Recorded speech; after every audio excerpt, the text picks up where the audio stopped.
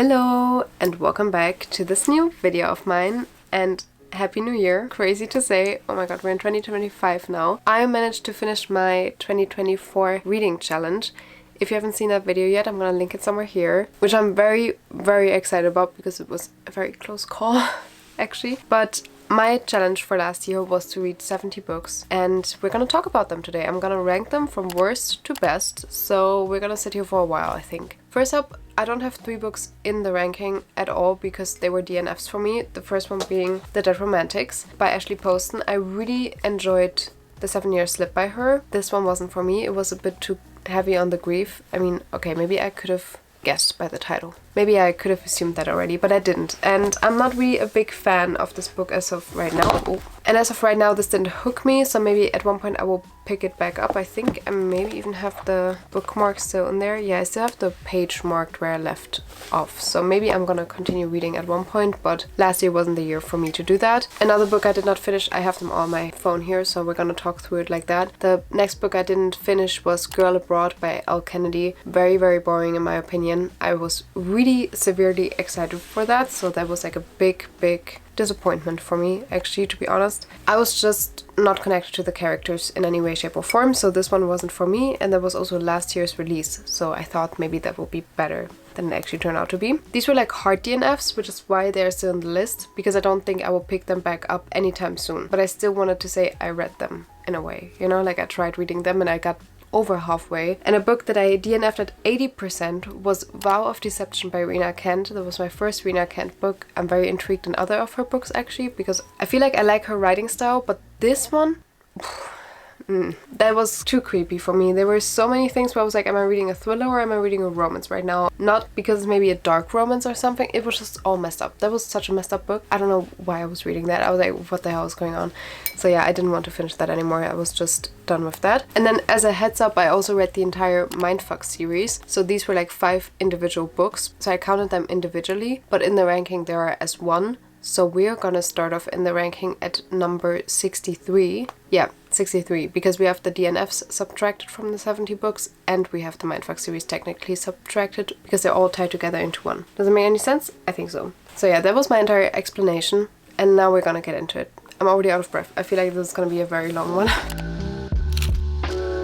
So credit where credit is due. I saw Sarah Hafid from Sarah's Cozy Corner doing this, and I really enjoyed her videos with this concept. Got the inspiration from her, and now that we're already at it, you can check out her channel to see more of her rankings because it's really fun. The worst book, besides the DNF books, I've read last year was on number 63, We Will Always Have Summer by Jenny Han. Not for me. I also talked on a TikTok about it. I'm just really not into this series. I really enjoyed the actual Amazon Prime series way more than I enjoyed this book. Just not for me. I don't have the time to go too much into depth into all of these, but if I have something to say, be aware. I'm definitely gonna say it. Like, I'm not gonna shut up about it if I don't like something right now, or if I love something on the other hand as well. Then we have Save Us, which is the 3rd book in the Maxton Hall series by Mona Kasten. So this is like a German book, but Maxton Hall was also turned into an Amazon Prime series this year. Yeah, that happened this year. Yeah, a really fun series. I really enjoyed that. I read the book years ago, the first one, so I then continued with the 2nd and 3rd one. Not for me. I didn't like the writing style. I didn't really enjoy the characters. I was like, it fell a bit flat for me. So the 3rd one in the series was on number 62. On spot 61 we have It's Not Summer Without You, which is the 2nd one in the Summer I Turned Pretty series. As I said, not for me. Then we have on 60 Trial of the Sun Queen, which is funny to say though. I read all of these, or I listened to all of these. So all of these were audiobooks, and maybe this also impacted my reading experience, but I don't think I would have made my way through them if they weren't an audiobook. So Trial of the Sun Queen, just didn't enjoy it as much. I had way higher expectations. I was actually really excited for it. It was interesting, it was okay, but it didn't really stick with me. Then on number 59, actually almost embarrassing because look how tiny this is. This is The 7 Spiritual Laws of Success. I have non-fiction and I also have fiction books in here. So I usually read romance and fantasy, and I also read non-fiction. So this is all combined. So this one was really also not for me. I feel like this was a lot of wishy-washy. I mean, as you can see, there's just a pocket book, you know, there was almost no content in this, and that's also how it felt. Like, it wasn't a concise guide, it was just nothing. Actually, you can save yourself $8. Then we have Save You by Mona Kasten. Beautiful edition. Really, really beautiful. So they came out at the same time that they came out with the series. And this is the second one in the Maxton Hall series. I tried reading this one. And then I referred to an audiobook because this was just a train wreck. Like, not the plot itself, but the writing. Too bland for me in a way. I'm still happy about having this special edition because it's really, really beautiful. But I don't need the other ones in this edition, to be honest. Just not a big fan. Also, if you're wondering why this shelf is blank, it's because my books are all stacked here, and this was the shelf that I stacked all the books I read last year. So hence why there's nothing in there right now. That looks probably really weird, but yeah.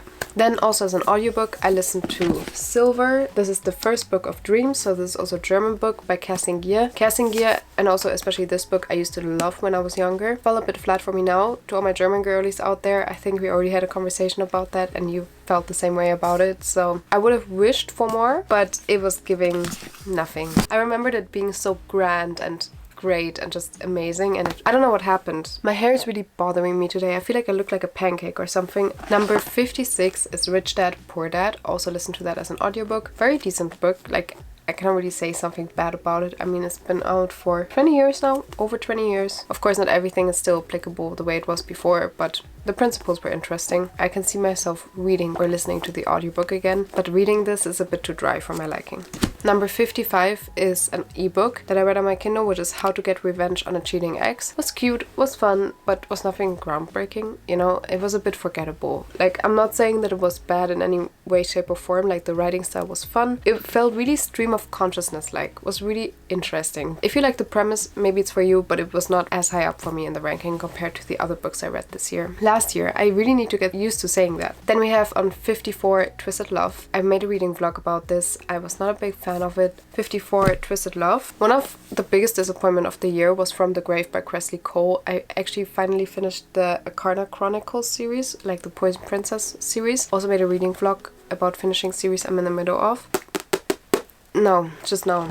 This was not it. I would have wished for a different resolve of the entire series because, I mean, I read this for 9 years now and I was hoping for something different. But okay, it's what it is. Then we have Icebreaker, very popular book, and I listened to it as an audiobook. I'm like, what the hell is actually going on? Like, this was pure smut, and like, I know a lot of people already say that, but it felt a bit too lusty for my liking. The characters were fun and we always had a new plot twist and something interesting happening. The characters had some depth to them, that for sure, but still there were some scenes that I didn't find acceptable. For example, the Uber scene and stuff. I mean, the entire internet blew up about that one, I guess. So then we have The Secret, which I also listened to as an audiobook, like the ultimate manifestation book probably. I've just never read it or I never listened to it before, so I was like, okay, maybe that's the year I should try it. It was cute, it was fun. I think it was like 2.5 hours of an audiobook, so definitely good for in between, but nothing groundbreaking. Then we have The Rom-Con by Devin Daniels. I bought this in New York last year. It's giving How to Lose a Guy in 10 Days, but I don't really remember much about it, to be honest. Like, it was fun, it was cute, but yeah, also sadly enough forgettable. A book I think about a lot is The Good Part, but the thing is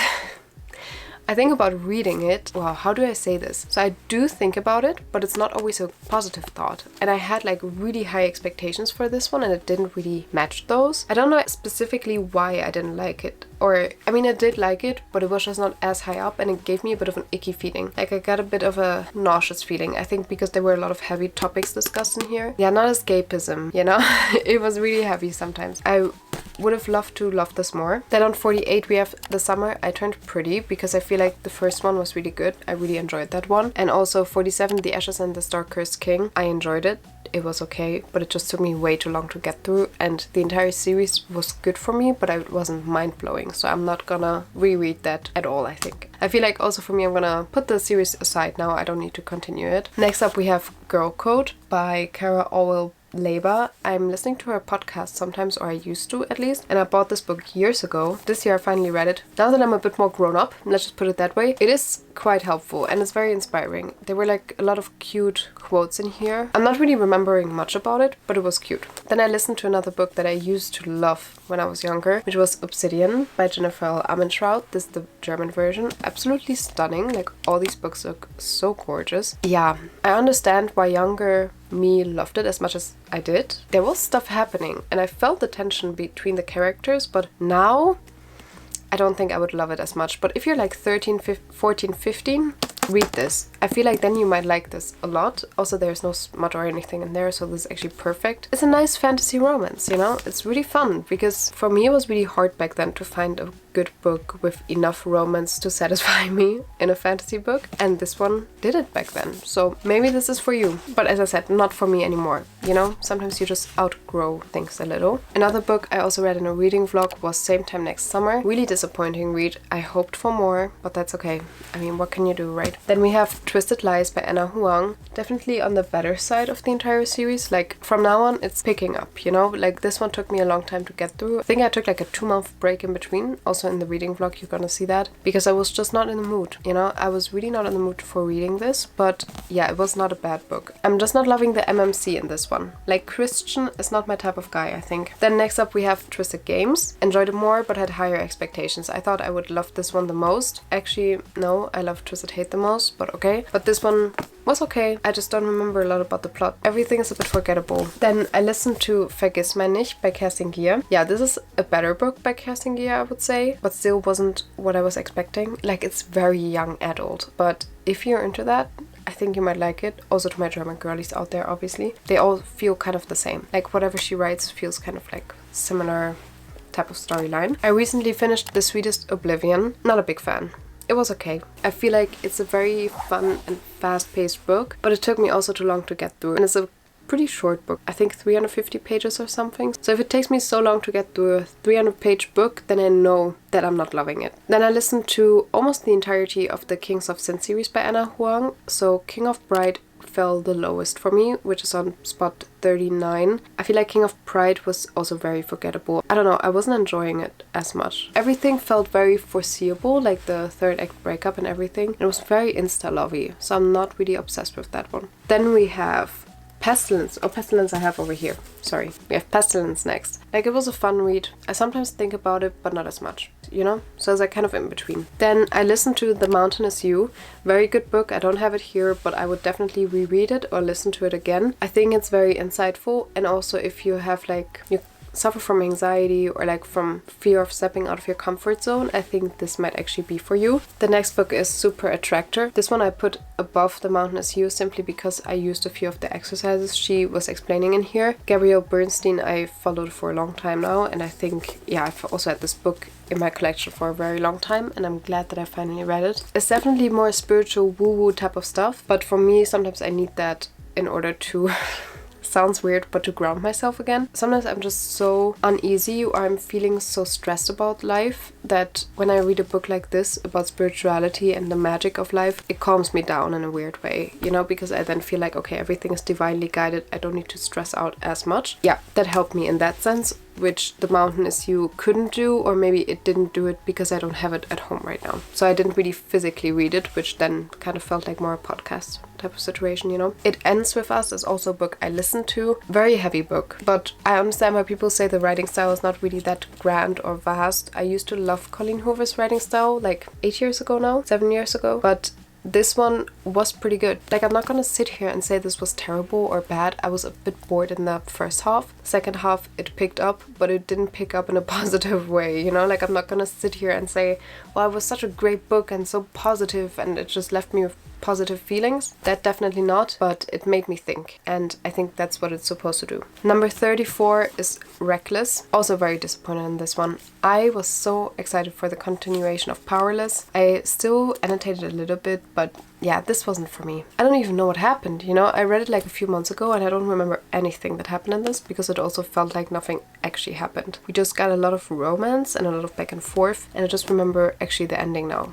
Next up we have The Right Move by Liz Tom Ford. Everyone said I would love this, and I did, kind of. Like, whenever I was picking it up I had a good time, but it took me, I think, 4 months or something, or 3 months. I was like always picking it back up, and then putting it back down because I just didn't fully connect to the characters. I didn't fully connect to the story. At first I was invested. Like, you can see I was tabbing in the first half, and then at one point I was like, you know what, I'm gonna read it on my Kindle. And then I was just kind of getting through it on my Kindle, which is why I didn't tap anymore. I like her writing style, I like the stories she creates, and I'm still excited for the rest of the series. But sports romance, I'm a bit sick of it. Like, it just all feels kind of the same to me at this point, you know? I need something else, like something that's not sports romance. I'm gonna put my hair up now because I'm really getting annoyed by this. I'm sorry. I don't know if this looks better now, but I feel a bit more put together because I'm not always gonna touch my hair here, you know? Then we have, where were we? Ricochet, which is Addicted, the second book in the Addicted Calloway sister series. So we're still following Lou and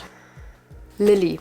Lily is her name, I think. Very interested still in the continuation of the series. Like, I haven't read the third one yet, but I read the first two last year. Very excited to continue them. It's just very character driven, and I think I'm really gonna enjoy more of these characters and the family that is being introduced there. So I'm here for the drama, I'm here for the tea, I'm here to continue the series. And then we have Vow of Thieves, which is the second one next to Dance of Thieves. I don't know what the series is called right now, but it's a fantasy with a tiny hint of romance. Very heavy on the politics and fantasy. I'm just gonna say right here, like, just so you know, but I highly enjoyed this. Like, this is on the upper half of 2024. I can recommend the series to you. Not gonna say anything else about that. Then next up we have Mile High. The reason why this is ranked higher than Right Move is not because I like the plot more or something, but because I remember more about the characters and I remember binging this more.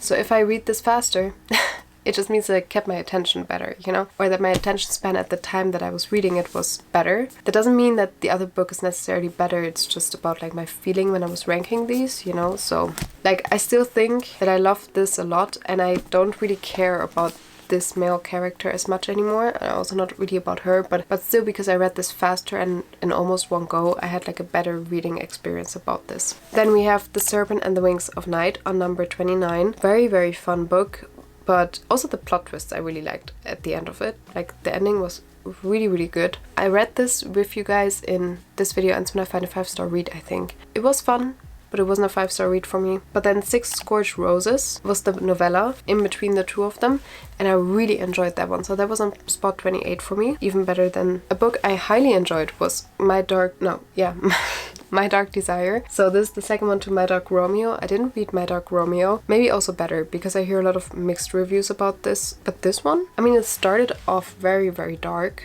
and it was very twisted. Yeah.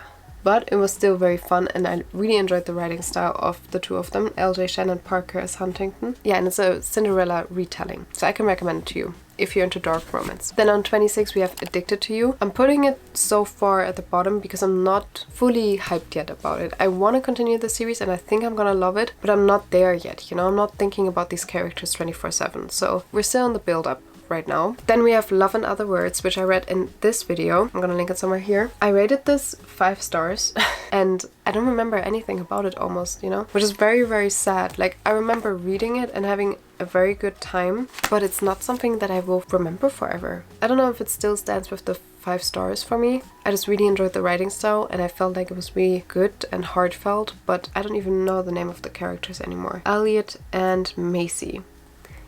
Like, that's why it is ranked lower, you know? Like, I have no clue about this. And I rated it so highly, which is why I'm like, why did I do that? Next up we have You Are a Badass at Making Money by Jen Sincero. I read the You Are a Badass book years ago. Found it very fun and interesting. Still really enjoy her writing style, especially for nonfiction, so I can highly recommend this. Did it make me more money? I don't know. It took me a very long time to get through this. So with nonfiction, I sometimes put it down for like 3 years and then I pick it back up on page 80, you know, and I just continue reading. So that's just how I am. And it's definitely still one of the better nonfiction books I've read. Then on 23 we have Powerful. So this was a novella and this was the best novella I've ever read, I think.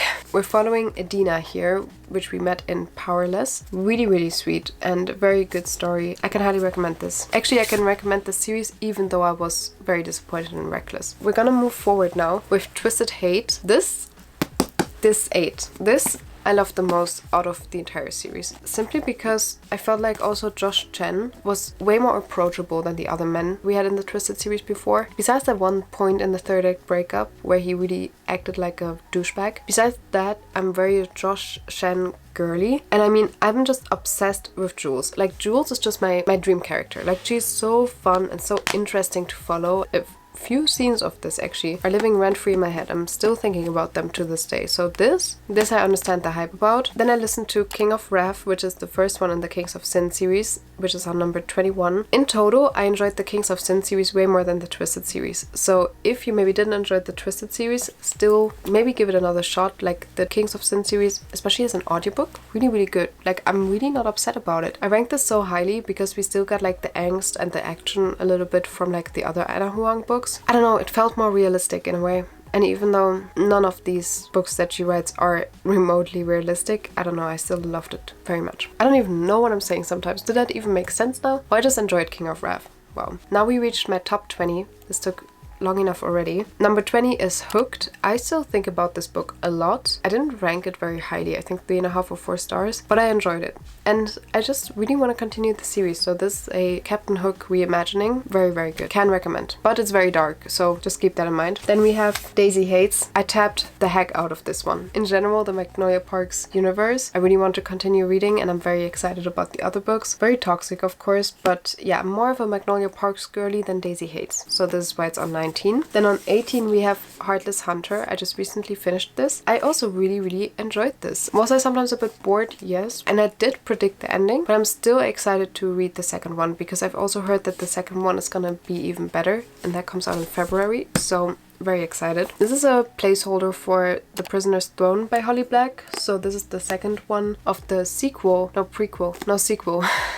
the Folk of the Air series. Love her writing style. Very whimsical, very magical. The only thing I didn't like about this book, which is why I would have rated it higher later on, this book, The Stolen Air, is written in first person POV and the second book directly picks up where this one left off. Instead it's written in third person POV, which for me just didn't make sense. Why would you do that? Why would you change within a series the point of narration? That's just what happened. Otherwise I would have rated the second one way higher than I did. In general, I loved the series. Very good writing. Then we have King of Greed. I think it hit home kind of, like it felt very... Got her name right now. Layla? No. I forgot her name, but I understood where she was coming from. I understood the trouble they were going through and it felt very realistic in a way of... It felt heartfelt. They've been married for 10 years or something and they've just grown apart because he's always at work. So I was like, okay, they're like rekindling their relationship right now instead of falling in love like with new people. Especially if you've been together for 10 years. That can happen. I mean, I haven't had a relationship for 10 years yet, but I can understand where this is coming from and I think it's very good that Anna Huang chose to talk about these topics as well. Then we have on spot 15, Zodiac Academy, the first one. I ranked it so highly not because I was like completely obsessed, but because I still think about these characters and I'm very hyped to see how it's gonna continue. So I was reading it and I already felt the potential and I know if I'm gonna continue, I'm gonna really, really love this. So that's why I ranked it highly, because I just feel like I'm gonna obsess over it later on. Then we have Dance of Thieves, which is the first one in the duology that I just told you about. Vow of Thieves and Dance of Thieves, the other way around. Dance of Thieves is the first one. I still remember Dance of Thieves. Vow of Thieves, as I said, not so much, but that one was really, really good. As I said, still very high in politics, but so good. Really obsessed. Then on spot 13 we have The Fine Print, which is the Dreamnut Billionaires, the first one. I started this at the beginning of the year and then I soft DNF'd at page 100 or something, and then I was just continuing to read and I was just obsessing over it and I binged it within a day. And I don't know how that happened because I didn't even think of picking this up again. I think I read it at the right place and the right time. I really enjoyed the premise of this, like Disneyland inspired, and I really enjoyed the writing style and the banter was so good. I'm really excited to read more of Lauren Asher's books. I think I'm gonna really love them. Number 12 is the Mindfuck series. Absolutely loved this. I am not gonna say I sit here every day and think about these characters, but it was really, really good. And I think it's for me like a 4.5 star series, maybe a 4 star. Depends. Some books were better than others in the series. Especially in the beginning, it felt kind of Wattpad-y, and I've never really understood the relationship between the two of them. Like I didn't feel the tingles and the love between the two of them, but I was here for the plot. And the plot was plotting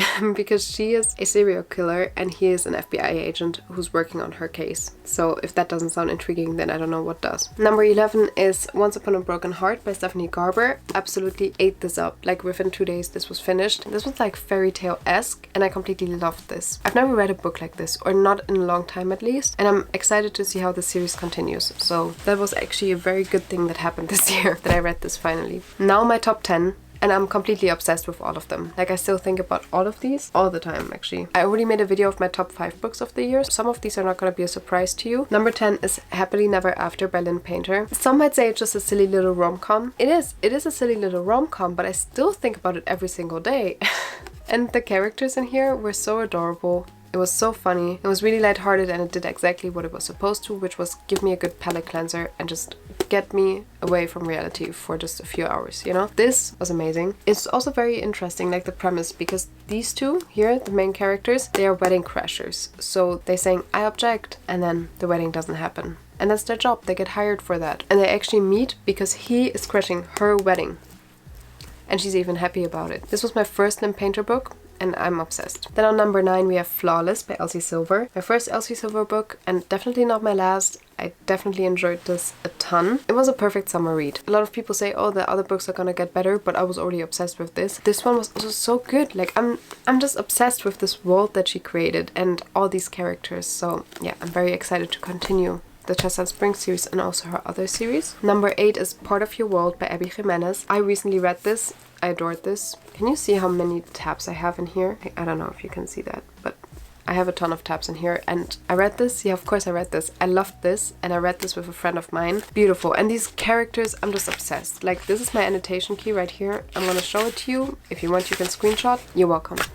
So I love this. I love this entire series. Abby Jimenez was definitely a great find I made this year. Next up we have Funny Story by Emily Henry, which came out last year as well. Wow. I love every single Emily Henry book I read. The issue I'm having with Emily Henry actually, which I want to talk to you guys about for a second, is that I don't really remember her books that much. Like, I enjoy the vibe and I enjoy reading them and I love her writing style, but then when it comes down to it, I don't really remember much. And I have the same issue with this one. I'm like, I loved it, but what happened here, you know? Like, I remember the main premise of it, and yeah, that's kind of it. I don't know, I cannot really put my finger on it, but I still love Emily Henry books, and I still love this one, and I'm swearing it's not because of the hype. Because when I read these, I'm just in a different world, and I'm laughing, giggling, I'm completely there. It's a bit more women's fiction in the sense of it's a bit more deeper than just a typical romance. Like, we're covering a lot of different aspects, not only the romance in her books. Number 6 is Daisy Jones and the Six. And if you watch my top 5 books of 2024 video, you're gonna be confused as to why this is on number 6. We're gonna get to this later. But yeah, I love Daisy Jones and the Six. I loved the show as well. I first watched the show, then I read the book. The characters and the storyline just hold a special place in my heart. I think about it all the time. I love listening to the music. I don't know if I would have loved it as much if I wouldn't have watched the series, or if I wouldn't have known about the series beforehand. But in combination, like, being able to listen to the music and also reading this and seeing the characters in front of me, perfect match, you know? I just love this. Spot number 5 is Magnolia Parks. I didn't rate this 5 stars because I was a bit too angsty about it. Like, it made me feel very negative. Look at how much I tapped it. Like, excuse me. Like, sorry, but this is just craziness. Like, and I think about this all the time. And I don't even know why. Like, I don't know why I'm so obsessed about it and why I have such good feelings about it. Because it was so toxic. Or maybe the toxicity made it so addictive. I don't know. But I'm really ready to continue and finish up this series. At least I know that I can finish Magnolia and BJ's storyline, so I'm definitely gonna try to do that this year. The reason why I had to insert another book in here that I didn't do in my video yet is because it's a non-fiction book, and I didn't want to bore you with it in my other video, but now that we're ranking them, I noticed how important this book was to me this year. I was tearing up reading this, and it's Big Magic by Elizabeth Gilbert. So it says creative living beyond fear, and if you are a creative, this is for you. I don't even know how to say it. Like, it's very reasonable. Her entire approach to creativity and living a creative life is very reasonable. It's not like, oh, become an artist and like drop your 9-to-5 job. That's not what she's saying at all. She's giving very good advice. And I also read this at the exact time that I needed to hear this. It also talks about fear and how to release fear, and also in a creative setting and all that stuff. So for me, I just suddenly felt so called to create more after reading this, that I was like, this is gonna be something I definitely pick up more again. I don't know. I think this was a very insightful book. I've never read a non-fiction book that touched me as much as this did. So yeah, I really cried because I suddenly felt seen. I was reading this and it was me in a nutshell. Like, this is my entire personality, basically. It was crazy. I don't know. I cannot explain it. I really cannot explain it. For me, it was Big Magic. actually to read this. On spot number 3, we have Heartless by Elsie Silver. Yeah, who was surprised? Not me. So yeah, as I said, I already loved the first book in the Chestnut Spring series. This one I loved even more. Her character, Willa, reminds me a lot about Jules from Twisted Hate. Like, similar type of woman, you know? And this is just the type of woman I love to read about. She's giving Jessica Rabbit, and sassy and like talented, you know? So that's just what I like to read about. I love this. He's a single dad and she comes to this small town to become his nanny, not his nanny, for his son. And yeah, everything else sparks from there. Number 2 is a book I was severely obsessed with, which is Still Beating. I am actually feeling bad saying that I'm so obsessed with this because, oh no. Oh, the universe is trying to tell me to stop yapping and finish up this video, so that's what we're gonna do. Wow, where were we? Okay, Still Beating by Jennifer Hartman. I really enjoyed this, but I feel a bit bad about saying that because it's very heavy.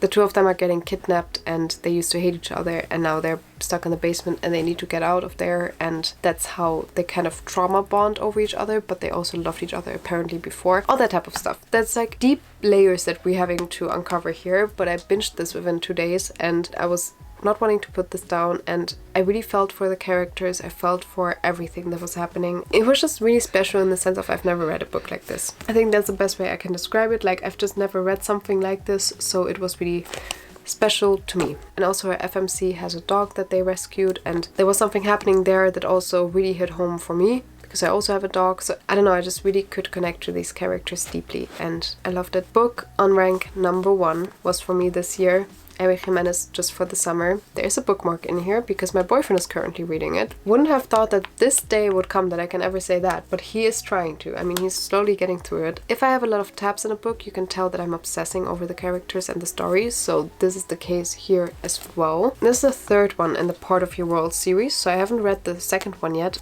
which is a bit stupid because I read this one first. I know that's not the reading order you're supposed to read it in, but for some reason I enjoyed reading Part of Your World after this one because I then already made the connections and I connected the clues. You know, it was really fun. All these characters are always intertwined in her series, and this one was just beautiful. I think the reason why I love it as much is also because I discovered Abby Jimenez through that, and it was really funny, very witty, great dialogue, great banter. I've never read a book in which if they have a phone call, it sounds so realistic. Like, whenever I read her books, it feels like their conversations and the stuff she's coming up with is actually stuff that I would talk about in real life, you know? And I'm like, how?